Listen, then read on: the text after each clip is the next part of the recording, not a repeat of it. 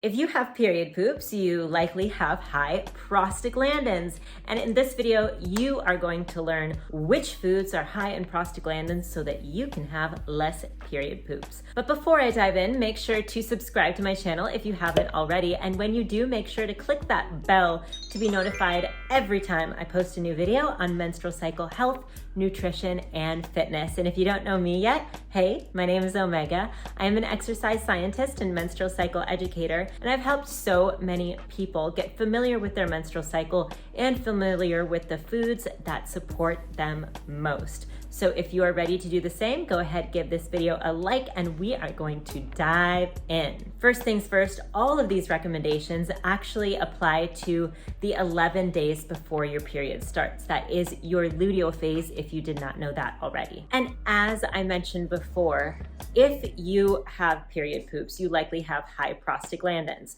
So what are prostaglandins?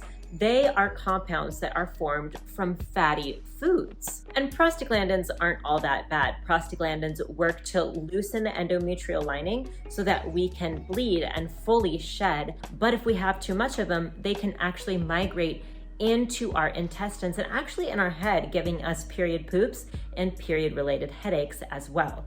Not cool, prostaglandins. So I kind of gave it away in the beginning.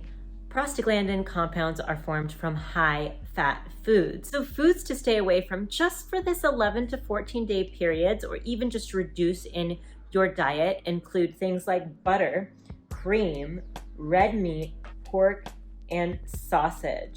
Reducing these foods can actually help reduce the inflammatory process that your body goes through and can probably help reduce some other period symptoms. But that's not all. Increasing healthy fats in your diet can actually help reduce inflammation as well. So those foods include fish oil, obviously, salmon, herring, mackerel, and halibut.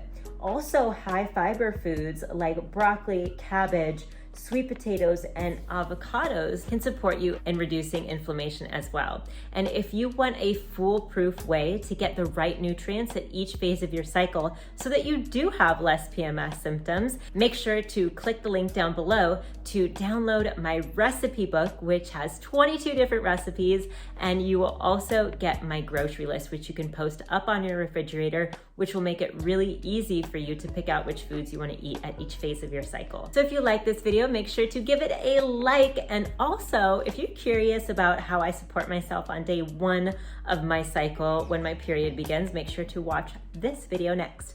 I'll see you in there. Bye.